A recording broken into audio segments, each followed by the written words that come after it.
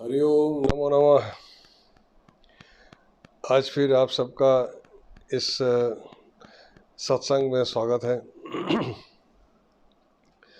अपने पिछले एपिसोड में हमने भक्ति और प्रेम पर चर्चा की थी कि किस प्रकार हम अपने मन को भगवान में लगाने के लिए प्रेम के द्वारा ही वहाँ तक भगवान में अपने मन को समर्पित कर सकते हैं।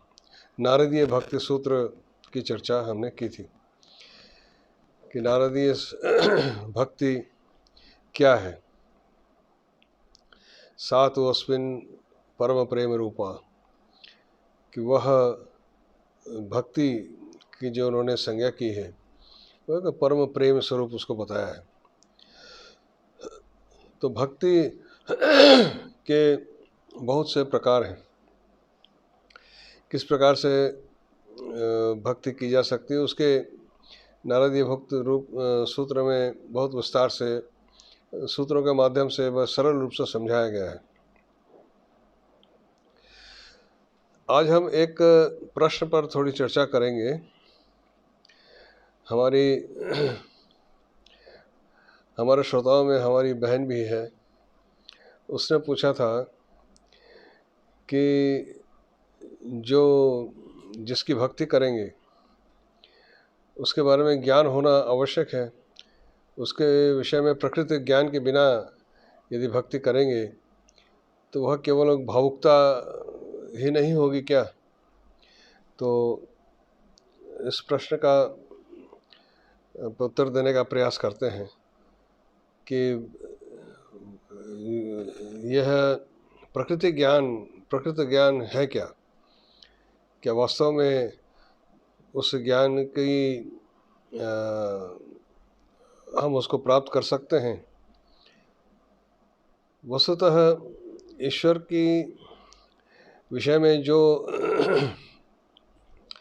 प्रकृति ज्ञान के विषय में जो हमारी बहन सोच रही थी, मुझे उनकी बात का उनका प्रश्न ठीक है। संभवतः ऐसा प्रश्न हमारे और श्रोताओं के मन में भी उठता होगा। ज्ञान और भक्ति जब एक जगह पहुंच जाते हैं तो एक ही हो जाते हैं। ज्ञान के द्वारा हम जिसे प्राप्त करते हैं, भक्ति के द्वारा भी वहीं पहुंचते हैं। और जिसने ईश्वर को उपलब्धि कर ली, यह ज्ञान प्राप्त कर लिया, जो ज्ञान योग के द्वारा जो हम इस चीज़ को अनुभूति में लाते हैं कि हमारी जो अंतरात्मा है वह और ब्रह्म एक ही है, इस उपलब्धि में जब साधक स्थित हो जाता है तो भक्ति अपने आप आ जाती है। और भक्ति के द्वारा जब वह पूर्ण रूप से उस आनंद स्वरूप में लीन हो जाता है तो वह भी उसी आनंदमय स्थिति को पहुंचता है जहाँ ज्ञानी पहुंचता है। दोनों एक ही जगह पहुंचते हैं। तो ज्ञान और भक्ति में कोई भेद नहीं है। इसको अलग अलग नहीं समझना चाहिए। केवल मार्ग ही अलग है, पहुंचते एक ही जगह पर है। अब जिस प्रकृति ज्ञान की बात पूछी गई कि उसके बिना भक्ति केवल भावुकता हो जाएगी, वो प्रकृति ज्ञान वास्तव में वो नहीं है जिसकी हमें भी बात कर रहे हैं। भक्ति करने के लिए जो पहले आवश्यक है वह है उसके बारे में धारणा। जिसको प्रकृति ज्ञान समझा जा रहा है वास्तव में वो ईश्वर से संबंधित धारणा है। हम किसी भी वस्तु पर अपना चित्त को एकाग्र तभी कर सकते हैं जब उसके संबंध में कोई धारणा हो। पतंजलि योग सूत्र में जो 8 अंग बताए गए हैं उसमें यम नियम आसन प्राणायाम प्रत्याहार धारणा ध्यान समाधि, धारणा 7वां है और धारणा के बाद ही ध्यान होता है। और धारणा क्या है? किसी वस्तु के विषय में धारणा जिसे हम नहीं जानते या नहीं देखा, उसके बारे में धारणा कैसे बनती है? सुन करके या पढ़ करके? जिसने देखा है वो जो बताता है उसी से धारणा बनती है। मैं कलकत्ता नहीं गया, पर जो कलकत्ता में होके आया, घूम के आया या वहाँ रह के आया, वो मुझे बता सकता है कि वहाँ पे सड़कें कैसी हैं, वहाँ ट्राम चलती है और क्या क्या वहाँ है, और मकान कैसे हैं, वहाँ के लोग कैसे हैं, कौन सी भाषा बोलते हैं, ये सब सुन करके एक धारणा बनेगी। इसी को धारणा कहते हैं, मन में एक चित्र सा बन जाता है।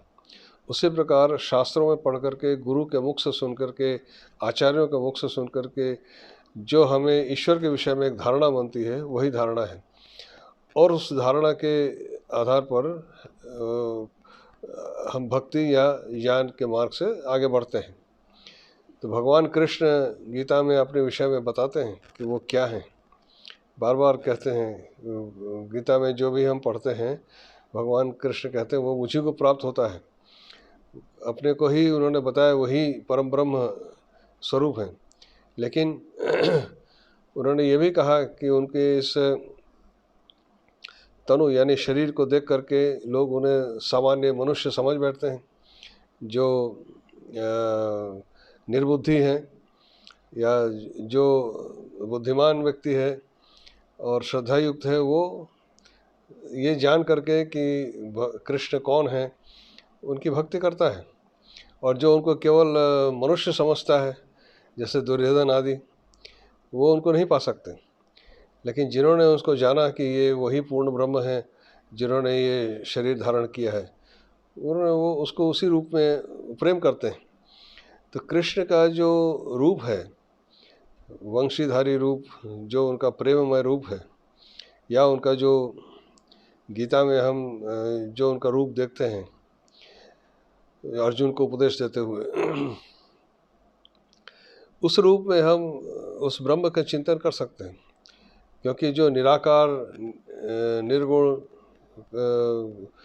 किसी प्रकार का जिसमें कोई विकार नहीं है, कोई रूप नहीं है, तो उसको कैसे चिंतन करें। तो भगवान ने गीता में स्वयं ही राह बता दिया। उन्हीं के रूप का चिंतन करना है, उन्हीं को जान लेना है कि वही परम ब्रह्म है।